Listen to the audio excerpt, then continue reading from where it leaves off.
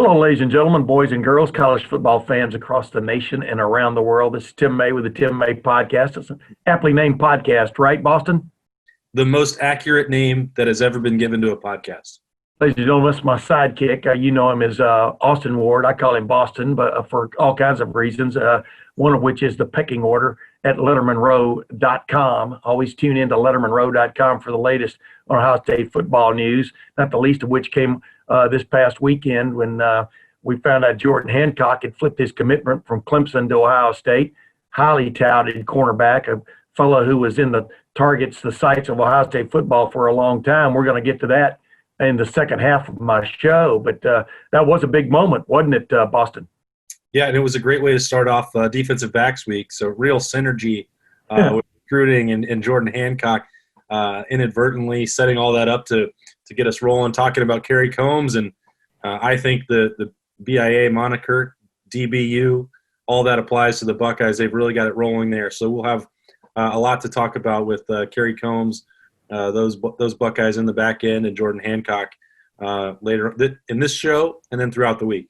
Yeah, I was going to say it's big news in the standpoint of like the Ohio State recruiting effort is alive and well and definitely kicking some ACC butt as it turns out, you know. But I digress. You know, Boston, the interesting thing about what's going on with the COVID-19 situation in terms of how it's affecting college football and the possibility of there not being a college football season, which I think is as real as a possibility of there being one, which is probably redundant when you say possibility there all through that. But it affects a lot more than the football team, the football players and football coaches. And my guest today is Dr. Christopher Hoke, who's the director of bands, the band director for TBDBITL, you know, the best damn band in the land. And imagine those guys and gals are sitting on pins and needles right now, especially the sousaphone guys who were primed to dot the I's at the Ohio State home games this year. You know, how many I's will get to be dotted? Well, as it turns out, there's got a lot of T's that have to be crossed before then in terms of the COVID-19 situation and whether or not we'll actually have any games. But, you know, this does affect more than the football players and coaches, right? Can an daughter take a redshirt year so they can wait till 2021? You know, I kind of bring that up in the interview with him. We recorded the interview a couple of days ago, but that wasn't really clear. But then you get kind of the last thing you want is a log jam when you're doing Script Ohio. Yeah. Christopher, Ohio. When you're doing Script Ohio, the last thing you want is a log jam there with like five guys trying to dot the same I, you know. Then again, think about it. That's food for thought, right? So next year, 2021, we're going to be looking forward to quad Script Ohio every single game because there's so much depth at this position. Yes. I think it's a possibility. And you know what, I did bring up with him, you know, and I brought up on this podcast several months ago. He has an interesting answer when I said, is there a possibility with social distancing we could see the largest single Script Ohio in history? You know, just pay attention to what he says there. It's pretty interesting. But I enjoyed my interview with Dr. Christopher Hoke. I called him Dr. Hoke throughout because, you know, anybody who's earned a doctorate, no matter what it is, I think deserves full treatment, pardon the pun. Yep. But, you know, without further ado, let's get to that interview, and then we'll be back in a moment. Soon after that, ladies and gentlemen, where Boston Ward and I will chop up the Ohio State recruiting effort and what we see coming down the road in this COVID-19 situation. And as promised, ladies and gentlemen, I've got Dr. Christopher Hoke, the director of bands, the band director at The Ohio State University. And, you know, Dr. Hoke, I mean, people are all up in arms right now, or all of Twitter, so to speak, about what's going to happen to the college football season. But, you know, the best damn band in the land, I mean, where y'all really cut yourself apart from everybody else is all those halftime shows in the fall. And I'm just wondering how anxious, for example, are you right now about whether there's going to be a football season? Well, like everybody else, we are incredibly anxious. We're urgently awaiting to see what's going to happen. But in the meantime, we of course are planning more of those wonderful halftime shows to present to our fans and you know, anybody who might be there for a football game. And quite honestly, if it needs to be, we're prepared to present those to virtual audiences as well. Wait, what are you talking about now? Give me an example of what you're talking about there. This virtual reality. Yeah, absolutely. So we're, typically we present those halftime shows to the football fans at the football stadium, but those also go up on YouTube, and we have people who watch them, who don't even go to the football games. So, anybody who's able to see us, hopefully we prepare a nice show for them as well. So, if a person isn't necessarily at the football game, we anticipate being able to have a halftime show of some kind that people can see just from the comfort of their own home. I'm envisioning this. I said this many months ago. We could see the largest, due to social distancing, we could see the largest Script Ohio in history at one of these games. I'm talking about from corner to corner. Have you thought along those lines? Is that possibility of a full football field full of Script Ohio? Of course, it's a possibility, and when we're talking about 6 feet of distancing between people on the field, what that means for us is about twice the normal size of space between people in our Script Ohio. So if you can envision that, 2 times the size of a normal Script Ohio, if we have the same number of people and the same basic formation, it'll be twice as large on the field. So you're absolutely right. It would stretch probably from end zone to end zone and from sideline to sideline. And, we'll see how that goes. That obviously would take quite a lot longer to unfold than the normal Script Ohio. So it depends on how much time we have too. It could be the whole halftime show, but man, it would be worth it. Would I do it just for the hell of it, Doc? Well, we'll see. Hey, seriously, right now, how are you? Everybody's talking about the football team, being able to work out or not work out at the Woody Hayes Athletic Center, all this kind of stuff. What are you telling your band members right now as far as how to stay, quote unquote, in shape, if in fact there is a season to perform in? Yeah, we've been working with our student leaders since actually April and May. We always select our squad leaders in March and early April.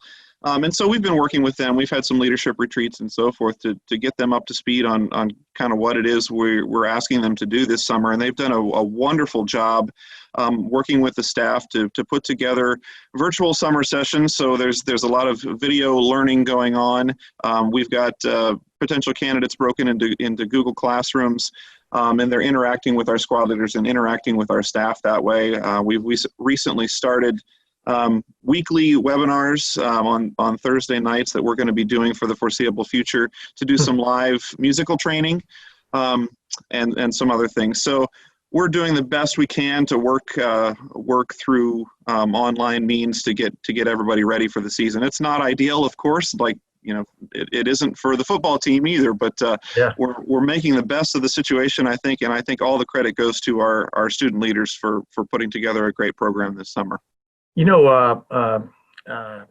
Coaches head coaches usually make the final call on who starts and who doesn't, who's on the team and who isn't. Do you make the final call, on who is and isn't in the marching band? How does that work in your realm? It's very much the same. Now, we have input from a lot of people on the people that are going to be in the band. In fact, everybody tries out every year. There's no guarantee that if you were in the band the year before that you're going to be in this coming year. That's been something that we've believed strongly in to keep the band competitive and keep things top notch year after year. But ultimately, after all the input is given from every staff member and even from our squad leaders a little bit, ultimately the decision is mine on who makes the band. And we try to keep every single student that wants to be in the band in the band program at some point, but the marching band tends to be a little bit more exclusive. Yeah. As the old saying goes, football team plays 11 guys at a time, 85 guys on scholarship, maybe 105 on the, invited to camp thing. What are your limits as far as numbers go, as far as band members? Well, in a normal year, we would take 228 people, plus 2 drum majors, plus we would have a student staff of about 12 and a drum major training squad of about 5 to 7 people. Wow. Don't know what's going to happen this year. We may, just because of the number of people allowed to gather together and so forth, we may have some limits on what we're able to do, but I don't know that for sure yet. right now we're still planning on taking 228 students as we normally do. Of those 228, 192 will march our pregame show, and 195 will march halftime. Wow. How would you like to be a sousaphone player right now? This is going to be your senior year, or that year when you get to go out and dot the I, and there may not be enough scripts to suffice. I mean, give me a sense of what do you think those guys are on pins and needles, so the guys and gals. Yeah, I know they are, and I know they're worried about that, and that's something obviously that the staff is concerned about. My heart really goes out to those students, the sousaphone players, and our drum majors as well. You know, their big thing, of course, is leading the band down the field on the ramp entrance during pregame, and you know, who knows if that's going to be able to happen. And so, you know, those guys work hard. The sousaphone players work hard for 4 years to get to this point where they're eligible to dot the I. So I was telling our squad leaders last night, we're going to do the very best we can for them to make sure, you know, this year, you know, if at all possible, there's the right number of scripts and the right number of opportunities. But if not, you know, anybody that's able to stick around for another year, we'll make sure they get their opportunity in 2021. Yeah, wow. You know, I've always said, anybody will say this, what separates college football from the NFL, along with a lot of other things, are the bands, you know, and you know, kind of gives me goosebumps. I mean, thinking about, you know, some of the great bands I've seen in the past. I mean, I grew up an Alabama fan, the $1 Million Band, you know, and they got the nickname because, you know, the football team stunk at one point, but the band looked like $1 million out there, you know, and 96 guys and a gal, I think, was the SMU band at one point. You know, all these bands that have run around out there and stuff. And you do feel as much a part of the football season almost as a football team does, don't you, Dr. Hoke? Oh, absolutely. You know, we hear that comment from fans all the time, and I like to think that we provide something that fans can't get anyplace else. You know, they come to a college football game for the total experience, and the band is certainly a part of that. And we've been a part of the Ohio State University tradition for, you know, over a century. So, you know, we really enjoy being a part of that tradition. We hope that continues this season. I was going to say skull session, you know, the march to the stadium, ramp, all that stuff after the game. You know, y'all did the Carmen, Ohio with the team now, which became a tradition once Jim Tressel started it way back in 2001. I mean, just all these things. Y'all are there, as I like to say, from can until can't. You know, I mean, y'all are much more involved with the Saturday football Saturdays really than the football team is when you think about it. You know, when people have that good feeling about themselves. Hey, real quick, by the way, let's give people a little bit of background about you. Where are you from originally? Well, I'm from right here in Central Ohio. I'm originally from Westerville, so grew up there, and I've spent pretty much my whole life right here in Central Ohio. So I was born a Buckeye, and by golly, I'll die a Buckeye. Westerville north, south, the Sales. Where'd you go to school? Westerville North. Westerville North. And you growing up, what instruments did you play? Well, in high school band, I was a trombone player primarily. So I spent pretty much my entire band career developing my skills at that instrument. But of course, when you're going to be a band director, you have to learn a lot of other things too. So I can handle myself on pretty much any brass instrument, I suppose. Yeah, I was going to say my brother Mike, bless his heart, passed away, but he was an all-state trombone player in the state of Texas. I mean, trombones, man. By the way, why aren't there trombones in the Ohio State marching band? There are trombones in the Ohio State marching band. Yeah, I was just joking. I thought you guys all play. I thought you put them all on a baritone at that point, so you wouldn't run into each other. Oh no. There's 28 trombones that we take every year. I know. I'm just messing with you. Here's the thing. What is the hardest thing for them to learn during those crossing maneuvers and stuff? Do you ever just hold your breath? They're not going to hit each other. Well, there's a little bit of that. Yeah, you know, they work hard in terms of the script. Ohio, I think, is probably what you mean, where they're doing those crossovers. Yeah.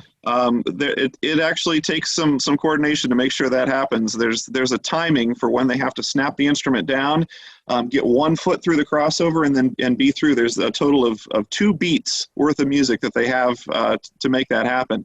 So, you know, I was in the band myself from 1995 to 1999, so I know personally how that goes and what that feels like. And there's that I think that little moment of panic right before you see your crossover coming up, when you realize, okay, I got to get through, I got to step through, okay, and now go on. So, it's a little bit of a challenge for them.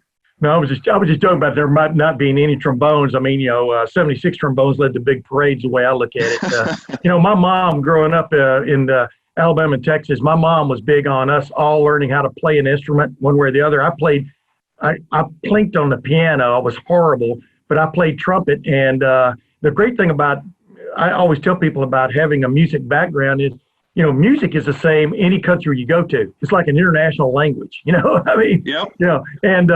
And having that kind of background, you agree with that too, don't you, Dr. Hoke? I mean, it just gives you a wealth of background, from the classics to right on up. Yeah, I do. I absolutely believe that. And, there's so many different great kinds of music, and we try to vary what we do on the field so that every halftime show is a little bit different, whether it's a rock show or a jazz show or a classical show or whatever it is. We want to make sure that we are catering to people with all different kinds of tastes. So it is universal in some respect.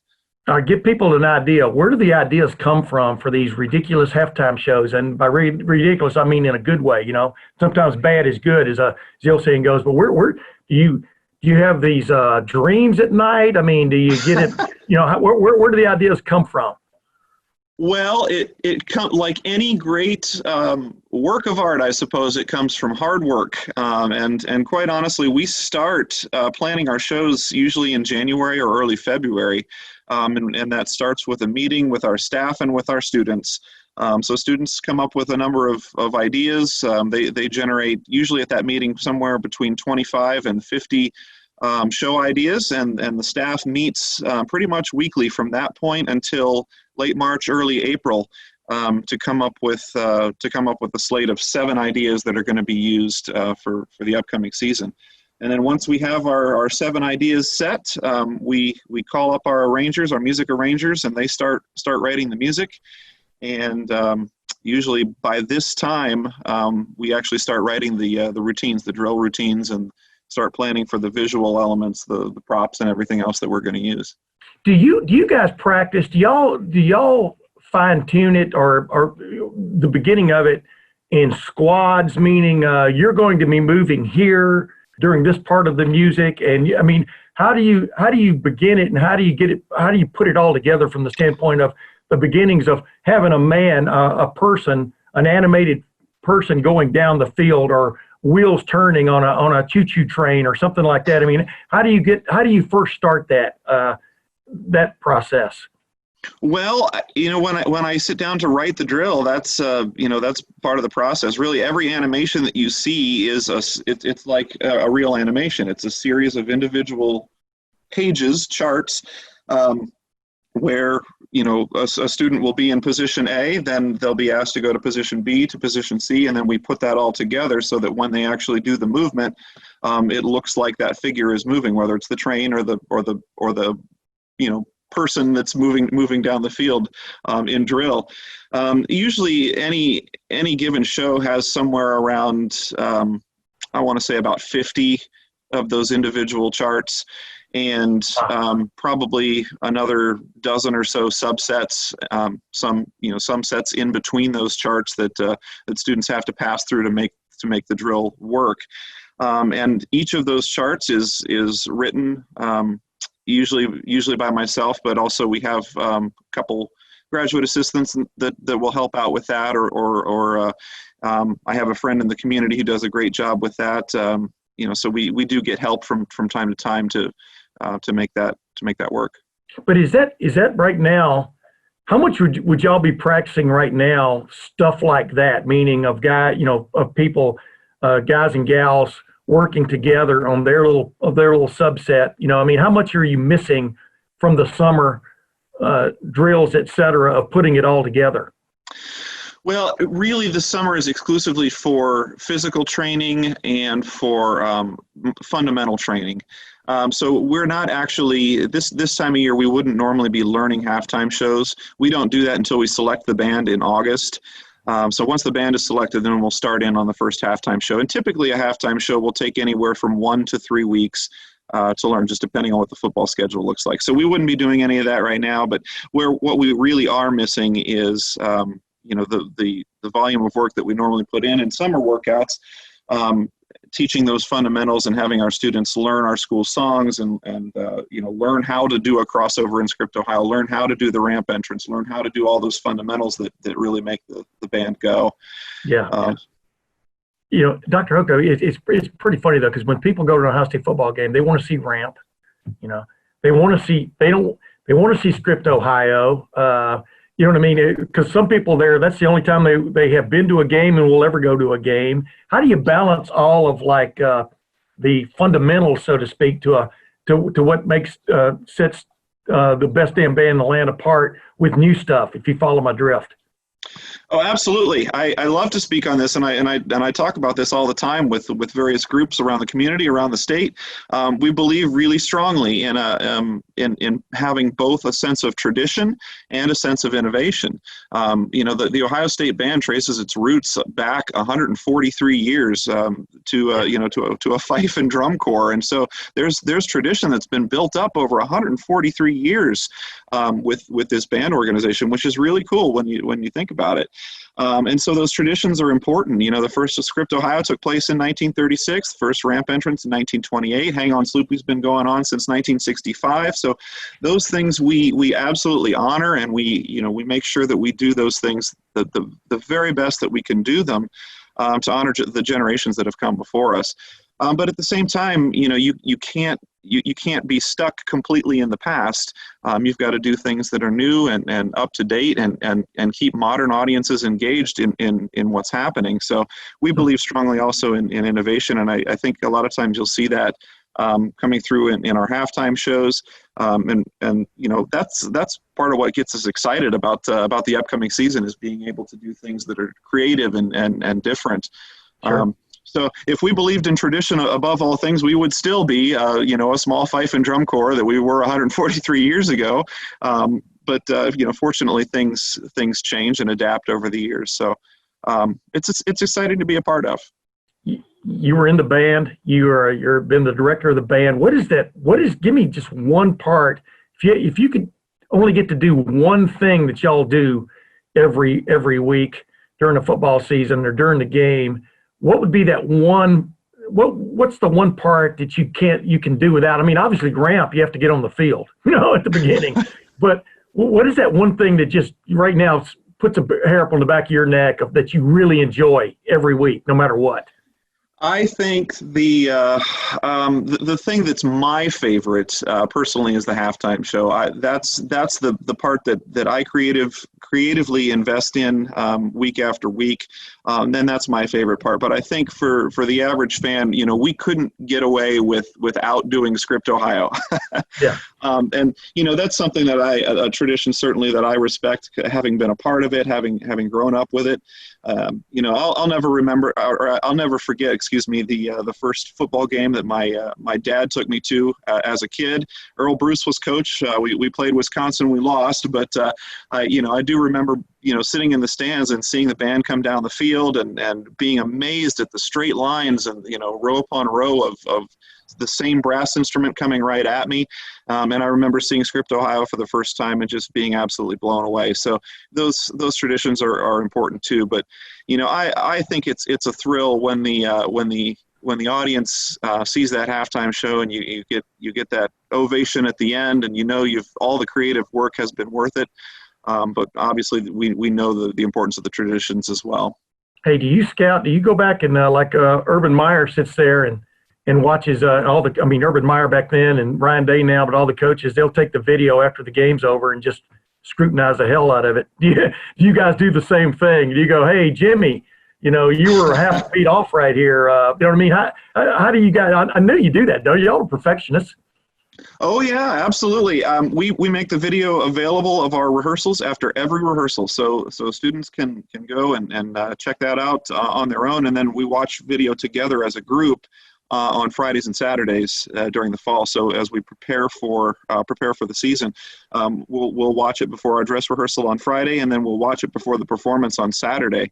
Our students get together. We report 6 hours before the game time starts. So that's a 6 a.m. report time for a noon game, and part of that time we use to watch video and analyze what's going on the field. So absolutely, we just like a football team, basketball team, whatever it happens to be, we're in there watching video and trying to perfect things as best we can. How competitive is it to be in the Ohio State marching band? How many people do you turn away each year who want to be part of one of the great traditions basically in sport, but in college football in particular? Yeah, last year I believe we were up around 400 for our tryouts. Wow. So we took 228 out of those folks. That was an abnormally high number, I think. So typically we see around 350 that make it through summer sessions and that show up to tryouts to be a part of the band. And like I said, we take 228 of those. So there's always around 100, 150 folks that don't make the band. And we encourage them to be a part of our athletic band program. And a lot of times what they'll do is they'll play in our athletic bands, which play for volleyball and hockey and basketball and the other sports. Yeah. And one of two things happens. They fall in love with that activity and they spend their college career doing that and being a part of the basketball and hockey programs and some great programs to be a part of, or they'll come back another time and give it a go for the marching band. And a lot of those folks, I've seen folks who have tried out 3 or 4 times and not made it, and then their 5th time trying out, they do make it. And that's really quite a cool success story, I think. Oh yeah, I mean, but you have a quota system too, right? I mean, you don't. If there are 80 trumpets, how many trumpets march in your band? We take 84 every year. 84 trumpets, and is that all? I mean, y'all have different. Y'all have. I'm trying to remember what you have. What are the? Is it just pure trumpets, or do you have like piccolo? Do you have trumpets? Yeah. Do you have Yeah, we have of those 84 trumpets. Most of them are what we call regular B-flat trumpets, just plain old ordinary trumpets. Then we also take 14 E-flat cornets, which are like small trumpets. They kind of sound the highest in the band, and then there's a group of flugelhorns, which are a little bit lower pitched, a little bit more mellow sounding. But those 3 instruments make up our trumpet section. Make up your 84. Yeah. But in other words, if there are like 100 worthy trumpet guys, 84 still only make the band, right? I mean, you follow my drift. I mean, you're limited on per instrument how many people you add, right?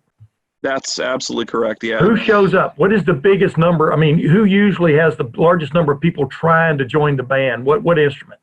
Well, trumpets typically, because we take more of them than anything else. So usually our trumpet section is the biggest, but we also take more of them. Yeah. So people ask me all the time. So if I want to have the best chance to make the band, what instrument should I try? Right. Exactly. And I say, well, it depends year to year. A couple of years ago, our trombone numbers were down a little bit, so your best bet was on trombone. And then last year, the trombone numbers were way back up again. So it's never easy to tell year to year what's going to be the most competitive instrument. But I like to think that every instrument that we have in the band is competitive. But what we tell our students, if you want to try out for the band, and we hope we have a lot of folks try out for the band, is that you do the very best you can on your instrument. So if you're a trombone player, be the very best trombone player that you can be. If you're a snare drummer, be the very best snare drummer that you can be. And it takes hard work, and if you dedicate yourself to it, eventually good things are going to happen. Hey, Dr. Hoke, last couple things, maybe the last thing. What is the coolest thing? You've been part of the band, as a player and also as a coach, pardon the expression. What is the coolest thing you guys have gotten to either attend, go to, be a part of? I mean, obviously the Rose Bowl. Let's take it out of the realm of football. What is the coolest event y'all been a part of during your time with that band, one way or the other? So not a football game? Yeah, well, give me a football game first. What's that one football game you'll never forget?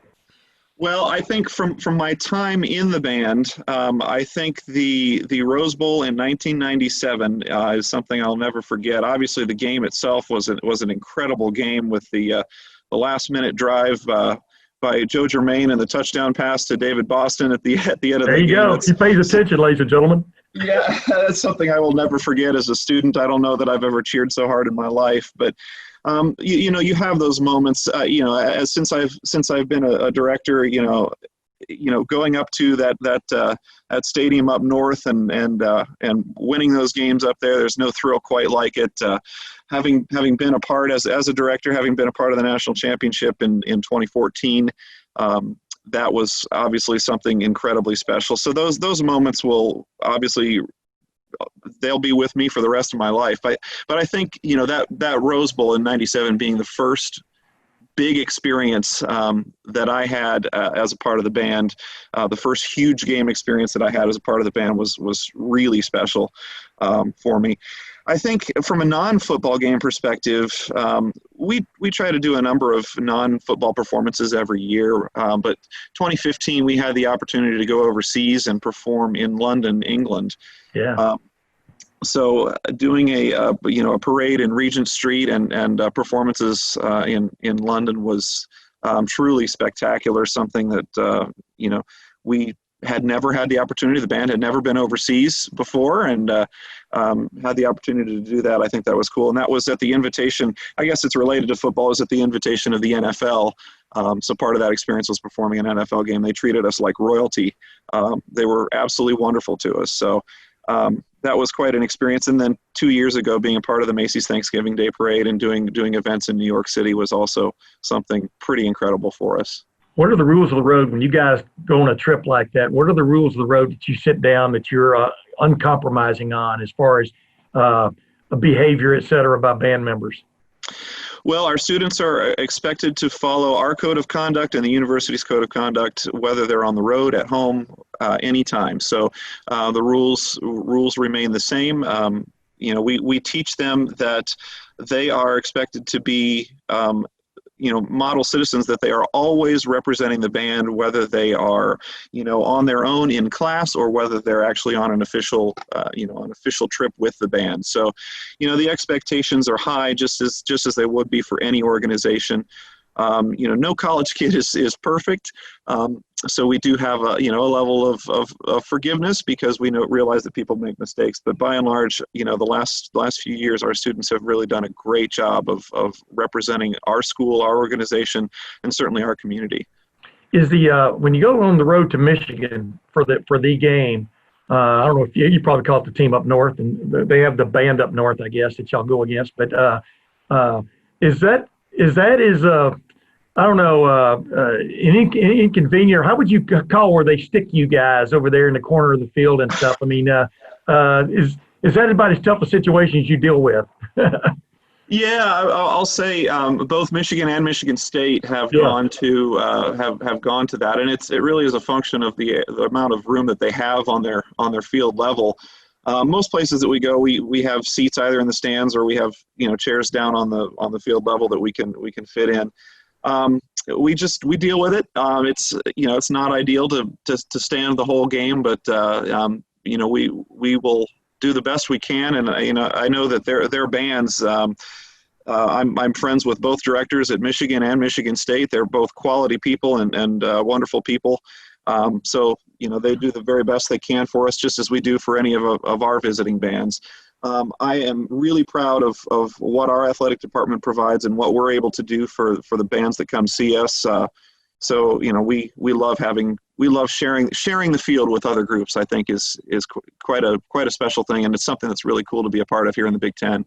I was going to say, you share the field on those games with the football players almost. I mean, it's crazy. Hey, last two things. I know I said that, but that's my calling card.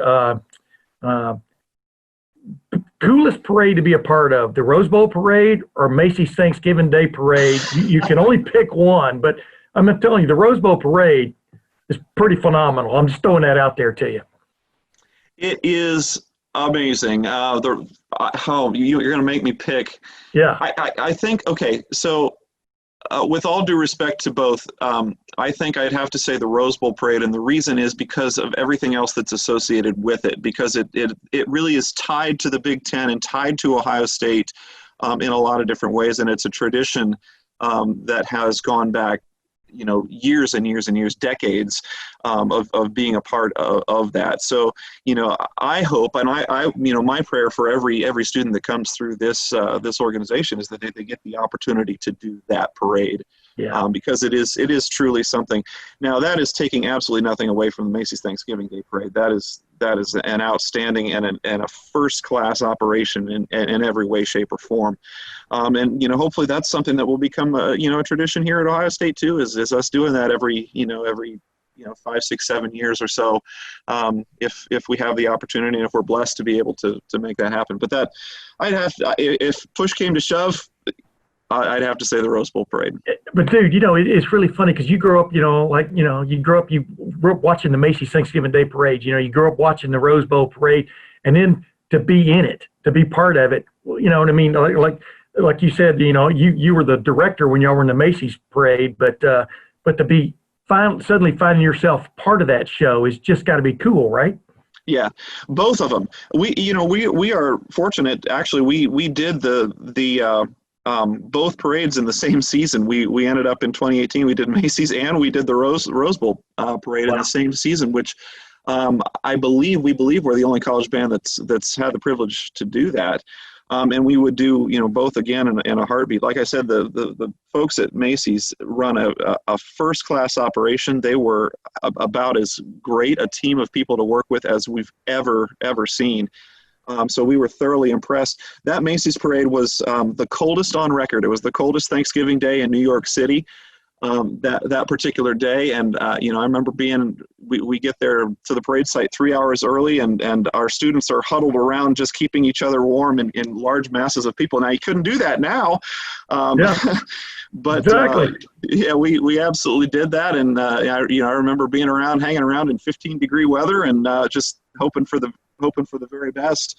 And our kids did a great job, and the parade committee did a great job on that. So that was quite an experience, something we'll never forget.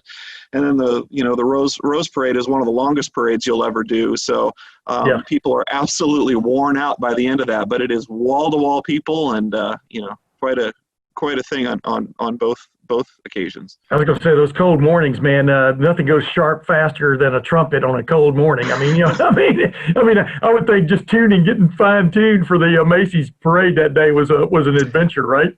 Yep, it was a challenge, and not only that, but valves freeze. So you can't push the valves down or the trombone slides, and so it's constantly trying to breathe warm air into your instruments to keep everything unlocked. Mommy, you said this band sounded good. No, I'm just joking. Hey, Dr. Hoke, last thing. Is there going to be a football season? What's your take on it? And by the way, have you guys been affected at all by the COVID-19? Have you, knock on wood, been able to stay away from it? I mean, just give us a little insight there. Well, first to that point, knock on wood, we have managed to stay away from it with the band that I know of. Now, I know it has affected family members of our band. In fact, we had a former band member whose mother passed away from it, and heart certainly goes out to that family and and so forth, and all the folks associated with our community, with our nation that are struggling with this. It really is quite an incredible thing to be living through right now. But fortunately for our immediate band family, to my knowledge, our students and I know our staff have been okay thus far. Knock on wood, that's able to continue. As for the football season, officially your guess is as good as mine is right now. I have to think that there will be football in some capacity, whether it's immediately in the fall or whether that gets postponed somewhat. But this is Buckeye Nation, man. This is we bleed scarlet and gray. We love our football team. We love our sports. We have a great athletics program, and certainly the band is a part of all of that. So I hope and pray that that we'll be able to take the field in some capacity this fall, and if not this fall, then whenever the the stadium opens back up again. Well, ladies and gentlemen, Dr. Christopher Hoke, the director of bands at The Ohio State University, marching band director, and Dr. Hoke, thank you very much for being on with me, man. Now, this has been a slice because, people, they get carried away about whether, Wyatt Davis and some of these guys are getting to do their calisthenics, but, the band is as much a part of college football tradition as anything else, right? Absolutely. No doubt about it. Thanks for joining me, man. Thank you so much, Tim. Appreciate it.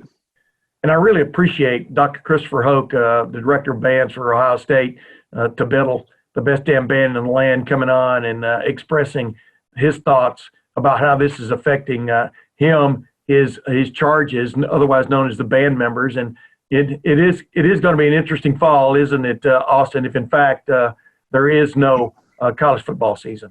Well, we've said it a number of times, it relates to us directly in our livelihood, the people that are impacted if there's not football, but, some like band members and their opportunities to dot the I, like you talked about early on, and do the thing that they've trained their whole life, that could be taken away from them for this year. Maybe it's their senior year or whatever, an opportunity that slides by the wayside. But, everything else that, the bars down on High and Lane, the, ticket takers, the redcoats, there are so many businesses, so many people that are directly impacted by this multi-million-dollar enterprise that is college football. And, I think we've both kind of made it clear that the people that are actually on the field deserve a little bit more slice of that pie. But it's staggering to think about the number of lives that are impacted if there aren't games. And as you said, and we've talked about that some of the optimism has waned here, there's a real possibility that outcome could happen. And I think, the repercussions are going to be dramatic and could really wipe out a lot of businesses in this community and a lot of communities around the country. Yeah, I canceled, finally got around to canceling my flight to Portland, Oregon. I'd forgotten about it, even though the Big Ten and the Pac-12 have already canceled their non-conference schedules. Yeah. So that was a game we were all looking forward to, that if in fact we see it, it might be in the college football playoff semifinals or finals, if in fact there is that. So it's just too bad what's already going on in that respect. Just give me a short answer, okay? Because I'm trying to keep this tight today. What is your sense? I'll give you my sense after you give me yours. What is your sense that we're actually going to see college football come September? I'm less encouraged that it will happen in September. Maybe you're channeling Gene Smith, but go ahead. Well, I'm trying to be. I do think that there is still a 50-50 shot, approximately, of there being football in the fall. I think that right now, at the pace that they're on, I was sort of the mindset a week ago, and especially after talking to Gene Smith, when the announcement was made that if you had week 0, 1, 2, and 3 available, that you should probably try as early as possible and give yourself the maximum flexibility, if it gets into October, November, to move things around. I thought that would have been the best way forward, is to put those games in the first 3 weeks of the season that you can, see if it's possible, and then leave the door open for whatever needs to happen in October, November. It doesn't seem at this point that that's the approach they're going to take, because if you were playing in week 0, you're about 10 days away from when you could start training camp. And there's been no indication that Ohio State is ready to do that. And so yeah. I think it's probably a situation where we're looking at them buying time, and we're heading towards maybe a late September or October start, if there is one. Yeah, just like the good old days, man. Way back when, college football was truly a fall sport. It was like Ohio State played 9 games, up until 1970, I think it was. But there were some seasons when they played more than that way back when. But pretty much, Ohio State went 10-0, 1968, including the Rose Bowl win when they won the '68 national championship. So a 9-game season isn't that untraditional, Yeah.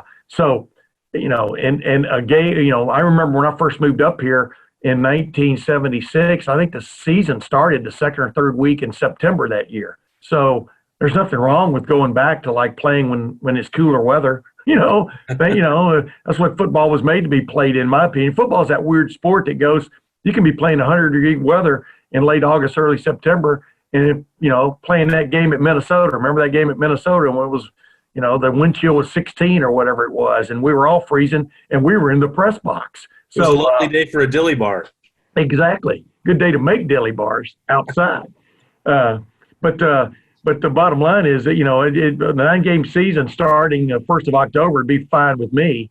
But like you're saying, the earlier you could get this thing going, the more flexibility, which was the key word that, remember when you were first breaking the news that that the Big Ten was going to go to a non-conference schedule, and then in their press release later they used the word, and Gene Smith used the word, that the flexibility of playing maybe 9 or 10 games over a 12 or 13 week window gives you the ability to move games around and or postpone games. And the thing about it is, if you're going to have limited, for example, attendance, you don't have to worry as much about having 30,000, 40,000 people in Ohio Stadium and upsetting their apple cart as you do 105,000.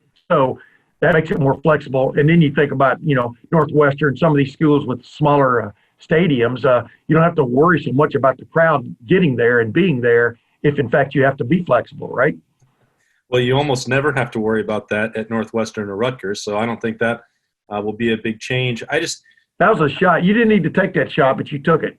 Go ahead. Throw Maryland in there, too, while you're at it. I was about to, but I'm going to give Mike Loxley the week off here. That's sort of my belief, and it's hard for me, Tim, to imagine that the situation is going to be drastically different from the end of August to the end of September. And I think if you're going to try and have a season, you need to find out if it's possible as early as you can, because that there's going to be cancellations, postponements, maybe even forfeits or whatever. If the whole point was this flex scheduling where you might not even know all the opponents on your schedule, well, if you take 3 or 4 weeks off of the table, you've really compressed yourself and you've given away all the flexibility you had. So I don't see it, this buffer that if you get to late September, the situation for playing college football is going to be much easier. The same challenges are going to exist. So I think that you need to find out what is possible and what isn't possible as early as they can. And, we'll see. There was no indication last week from the Big Ten or anybody that we talked to at Ohio State that they had made, enough progress to put out any kind of schedule at this point. So we don't know what they're thinking. But I do believe if Ohio State was headed towards a week 0 game, some of these wheels would already be in motion because they would be, 9-10 days away from being able to start a real training camp. Yeah. I was going to say,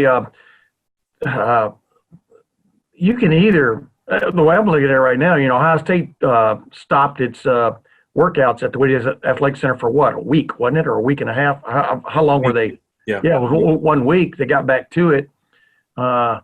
You would think this dynamic is going to continue, all the way into August. They're going to be 1 or 2 guys or 5 guys or whatever test positive for this probably, but until you get a vaccine, as we've said a million times, there's no way to guarantee things aren't going to happen. I don't understand what would be the difference in starting, in essence, you could start camp as well this week as you could the first or second week of August. When you think about it from the standpoint of the jeopardy you're facing. And the other thing is if you could get all the players in a preseason hotel, like we talked about before, the reason they didn't do that, because they bandied that idea when they first brought them back. They were bandying the idea of having them all in a place where they could keep them sequestered. They determined, I think, number one, how feasible that would be with a bunch of young people. Number two, the cost would be outrageous. Let's just face it. You can't just be stupid throwing money away when the money you're going to get in the income wise is going to be limited in the fall. So you already know that going in. So, but the bottom line is if you could, move to that preseason hotel schedule a little bit earlier and stay with it throughout the month of August, I think that will help you in the sense of maybe keeping things at bay. But you're right. I don't think things are going to be any different the 1st of August than they are the 1st of October. That's where I agree with you in the sense you're not going to have, 1 or 2 invasions of the COVID-19 uh, virus into a team, and it doesn't matter when that happens, it's going to throw things upside down.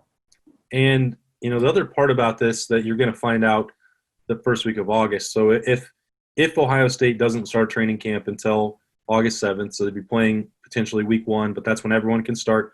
We are going to begin to find out the impact of, full contact, padded practices, and how this virus reacts to it. There's been a lot of these schools have had really encouraging results with very few positive tests. Some have maintained 0 throughout their return. There are a lot of success stories with this, but those are in the small groups. When we talked about Ohio State going back to the Woody, 9 players and 1 strength coach, and everybody being social distance throughout the building. Okay, we're about to get the next step forward. Ohio State, when they started last week on Wednesday, coaches could have 8 hours of instruction. They could be around to witness workouts. You saw Ohio State post pictures of what those looked like over the weekend. Yeah, those are still non-contact practices. They're not out there playing real football with 11 guys on offense, 11 on defense, and hitting each other. So before even talking about week 0 or 1 and what a game might look like, you're about to have real football practices, and then how does it react from there? Obviously, if you have 0 positive tests on your team, you should be able to practice completely as normal. But there are dozens and dozens of contingencies about the best way to practice to maintain a roster, and that's when teams started talking about that. Like, you need to keep your ones away from your starting offense away from your starting defense. You can't go 1 versus 1, and you should probably go 1 versus 3 and 2s versus 4 so that everyone is away from each other. Yeah, I think a lot of that's posturing, though, because it's from the standpoint of what somebody needs to invent is an instant test where you can like lick something and it tells you whether you got it or not. Yeah. And because if everybody tests negative, if everybody tests back negative, you're still what do you do? And what do you do? It's this weird thing. How can you ever justify playing a game if you're going to take these precautions in practice, et cetera? How can you ever then justify playing a game? You know what I mean? And feel good about it. That's what Gene Smith said a long time ago. He goes, why would I feel comfortable having guys playing on the field if I can't feel comfortable about having fans in the stands? Because the guys on the field are running into each other and he's right. Now he's mollified that a little bit because just clear thinking on this thing tells you that if you take enough precautions, you're probably going to be okay. But the key word there is probably. Yeah, and to take it even further for the players, how are they going to play games if they aren't able to practice the same way that Correct. They always have? And this is a dangerous, risky game. And we've talked to enough players when they talk about wanting to play a season and signing a waiver. They're not afraid of COVID-19 and catching it and having it themselves. And most of them are willing to take that risk to play if they catch it because they love to play college football, which is inherently a dangerous and risky sport. They love to play the game, and for some of them, Anthony Schlegel said this last week, the risk factor, the danger, the living on the edge was why he loved football in the first place. So, give him a waiver, he's going to sign that no problem. But if you're talking about still being prepared to play the game, and if you have to do a dozen things where if you're not able to practice at the level that you're accustomed to be ready to play a game that is as physically demanding as football, then there's a separate risk that you're putting on these players, which is the risk of injury and really hurting themselves, which is much worse, correct, probably than what COVID-19 would be for these guys. Yeah. Why precautions are being taken. I mean, this is a litigious society we live in. So there's you are obligated to take as many precautions as possible in a situation where you have a COVID-19 virus, which might just give me and you a head cold. Matter of fact, I woke up today and I had hay fever like you wouldn't believe, and as you know, when I came on, I was still dealing with it. It's either COVID-19, it was either hay fever or football fever. I can't remember. I can't figure out which one. It gives me the same effect. Right. But yeah, you're you're obligated when you're an administrator like Gene Smith and people that are running the big time college football programs to be as careful about this situation as possible, because probably nine out of 10 people it would affect on a football team, they would get just barely symptoms of it. Yeah. But that one guy whose life is ruined by it because it affects him more, greatly. That's what you have to be, because there's one thing about stepping on a football field knowing at any moment you can pop a knee or have a shoulder get knocked out or crack a rib or, et cetera. But there's a different thing when there's a bug floating in the air that you can catch just willy-nilly. That's a total different set of jeopardy. Yeah. Anyway, hey, let's get to Jordan Hancock real quick. Well, let's spend 5 minutes on this. I'm timing it right now. The Jordan Hancock flip from Clemson to Ohio State. In your opinion, does this, and I'm talking about the cornerback from North Gwinnett High School in Sewanee, Georgia, which is as hotbed, a productive area of the country producing big-time college football players as there is now. You agree with that, right?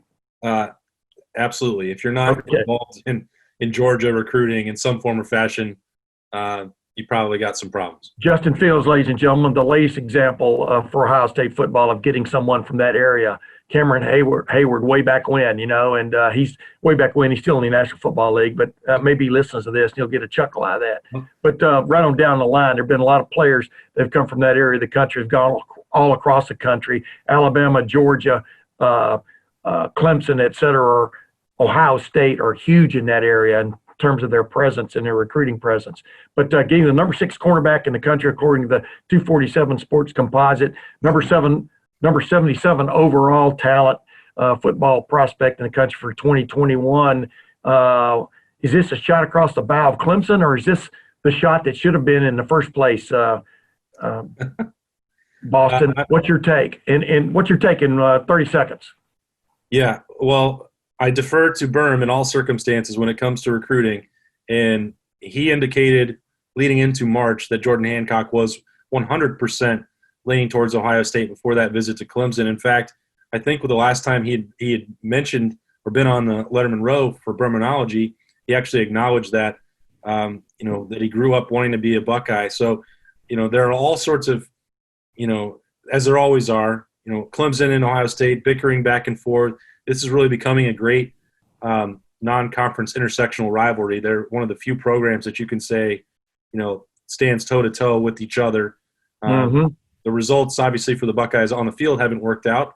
You can thank the officials for that in Phoenix the last time. But I think that this was a major win that Ryan Day needed over Clemson because of some of those on-field results and fighting back against that. But it doesn't surprise me, because Kerry Combs is really, really good at this. And with that built-in 100% factor for Jordan Hancock in February and leading into that visit to Clemson, they knew that was meaningful and that they shouldn't give up on him.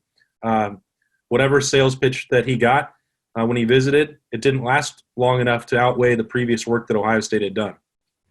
Okay, that was a minute and 20 seconds. You went over about 50 seconds.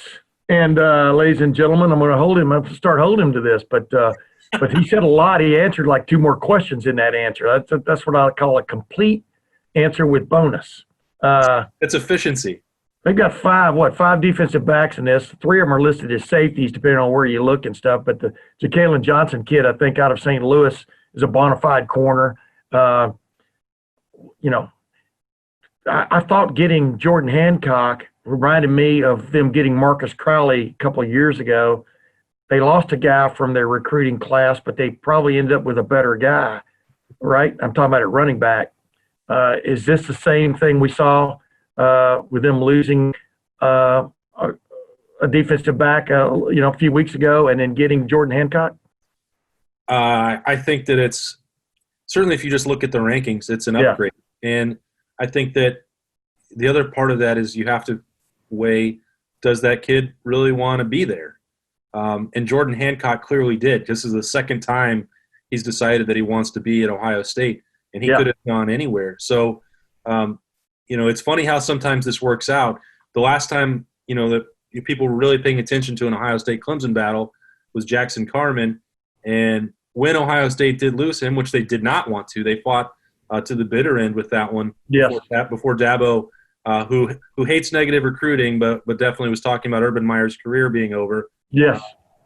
The last time that happened, okay, Ohio State turned around and got Nicholas Petit-Frere, who was rated one spot higher in the 24/7 rankings. And, you can argue about those if you want, but Ohio State has shown a remarkable knack for if somebody gets away from them, even an in-state guy, in both of these circumstances, that the national brand then weighs out and they're able to go. It's not hard for them right now. When you were talking about Kerry Combs and his legacy of first-round draft picks, if somebody says no and they don't want that, guess what? They have 5 cornerbacks who will take that spot. And they might be in Georgia. They might be out in California. They could be anywhere. But Ohio State is able to get those guys. So in-state kid doesn't work out. That's when you expand, that recruiting net, and it's working out pretty well. Buddy, that net's out there all the time. It kind of reminds me of Deadliest Catch. I mean, they got pots set out across the Bering Sea. You know what I mean? Ohio State has pots set out across the continental United States and, really even Hawaii, as we know, Enoch be Mahi. But I digress. Bottom line is what a Jordan Hancock news tells me and everyone else, eventually there's going to be college football again, Guys are signing up for the 2021 season. I mean, right? I mean, that's the silver lining in this, because we know there's going to be a vaccine developed. There's too much competition going on even in that area. And number two, man, Ohio State just keeps hitting these home runs in this recruiting class, despite all this stuff that's going on, that's kind of clouding the college football picture. You know what's going to keep us really busy, even if there is a postponement or they can't play this fall? What? All these guys that you're talking about signing, Jordan Hancock's the number one, maybe the most historic signing class in college football history is where they're heading. Well, a lot of them are going to show up in January, and there's going to be a lot of, juniors and seniors currently on Ohio State's roster who don't have the opportunity to go to the NFL. So the NCAA, which struggles repeatedly to govern this sport, is going to have to say, you know what? Scholarship limitations are out the window this year. You're going to go up to 110. And guess who that benefits? Yeah. The people who are already the best in the country at recruiting, Clemson, Alabama, Ohio State, Oklahoma, Georgia. If you give them what you're going to have to, there's no way around it. You're going to have to give them 25 more scholarships. And then we're looking at, thinking about transfers and trying to get a two deep out of those 110 players that are all. Let me interrupt you though. I mean, this idea, that some people put forth of a spring football season, or just moving everything, giving everybody an extra year, et cetera. Like you just touched on. Let's say they say, okay, we're not going to play football till the spring. We're going to have eight or 9 games. We're going to give you your season. How many guys like a Justin Fields, and I'm throwing him out there because Justin Fields, barring an upset, is probably going to head for the NFL in the 2021 draft. Agreed? Yep. All right. How many of those guys are going to say, sign me up? And how many of those guys are going to say, excuse me, but, it's time to move on? That is as much a what do you want to call it, a deterrent for playing a spring schedule, I think, as there is, because I think most of the major stars in college football for the 2020 season would move on. You agree with that? Yeah, and I've kind of been – look, if you're a first-round draft pick like Fields, like Josh Myers, Wyatt Davis, Sean Wade – Trevor Lawrence. Yeah, I can't see them taking that risk. Some guys need to boost their stock. But even if I'm talking, I can't really make a blanket statement about them because Josh Myers and Wyatt Davis could have already been draft picks. And you only get the window of opportunity to win a Heisman or to win the Remington Trophy, win a national championship that means you're set for life as a hero in Columbus. You only get one shot at that. And let me interrupt. Joey Bosa and Zeke Elliott both played in the Fiesta Bowl, remember? When they were both projected. I mean, of course, Joey's Fiesta Bowl didn't last very long, but did not. But no, you're right. Go ahead. So it's hard to say what would motivate all of them because it is a life-changing amount of money that we're talking about for these first-round draft picks. But if you're Chris Olave and you need one more season to become that, maybe that influences your decision. If you're Josh Myers and you dreamed of being a captain and you haven't got that opportunity to lead and you're going to be the best center in America, I don't know. There are people out there who believe none of these top players will play or should play, and I totally understand that. But you can't assume that all 32 guys that are in Mel Kiper's big board are going to make that same decision because Correct. Motivations are all different. I wouldn't advise them to play in a spring season. I think that that's, unnecessary risk. If the NFL doesn't help them and doesn't move back the draft, which they've given no indication that they are willing to do at this point, then you need to go do the professional route. You need to get your 40 time down because that's what matters to them more than your tape if you're Justin Fields. But what would help the players is if they move the draft up to like early February, and then you get drafted and you play. You are allowed to play those 8 or 9 games for your season. But your future is already kind of set. And you know what, Tim? That's another issue that the NCAA has just across the sports that they govern.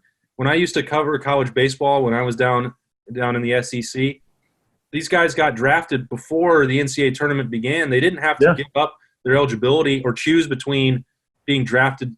The best pitcher in America, Luke Hochever, was on this team that I was covering. He won the Clemens Award, gets first-round draft pick. He didn't have to just leave Tennessee and skip going to Omaha. They made this run all the way through. So why is this different for football? Why is it we need – Dude, everybody knows I grew up an Alabama fan. In 1864, Joe Namath led Alabama to the Orange Bowl. They got upset by Texas in that Orange Bowl, but Joe Namath had already been drafted because that was when the AFL and the NFL, the American Football League and the National Football League were battling, and they had their drafts before the bowl games. Right. So the point is there's precedent already that you don't have to. There's no. This is all about keeping the NFL relevant through February, March, April, May, June, July. That's why moving the draft to like when they have now. It's just kind of ridiculous, But you're right. All bodies that are concerned could come together and make this happen, like you're talking about. Everybody has. We've said that buzzword a number of times already. You have to maintain the flexibility.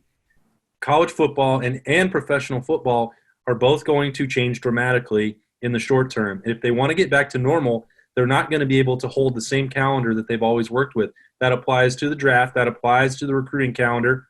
Signing in December right now is probably not realistic if nobody is able to take visits, which I don't think that they'll be able to, even if there is football. You have to make concessions. You have to make changes. And if you're not willing to adapt right now, then you're going to die. That's it. Yeah, absolutely. As Urban Meyer also said on my podcast many weeks ago, he really sees this year survival of the fittest, and it's becoming more and more obvious that that's going to be the case, if in fact there is a football season. Boston, you folks know him as Austin Ward. Thanks for being on with me again. Hopefully this time a week from now, we'll know a lot more about the possibility of a college football preseason camp, much less a season. Yep. Although I doubt it. The way things are going, Texas is just exploding still, from the number of cases and then the conspiracy on whether there are, it's crazy out there. Can you trust the numbers, et cetera, that ilk. But you know what? Until next week, ladies and gentlemen, this is Tim May for Boston Ward. Thanks for joining us on the Tim May podcast. Thanks for watching. Subscribe below to get the latest videos from Lettermen Row. We got Letterman Live, we've got the practice report, we got rapid reaction. Hey, and we got Buck IQ with Zach Bourne. For sure. We got recruiting breakdowns with Berm. We got whatever you need. Ohio State football and Ohio State athletics, we've got you covered here at Lettermen Row.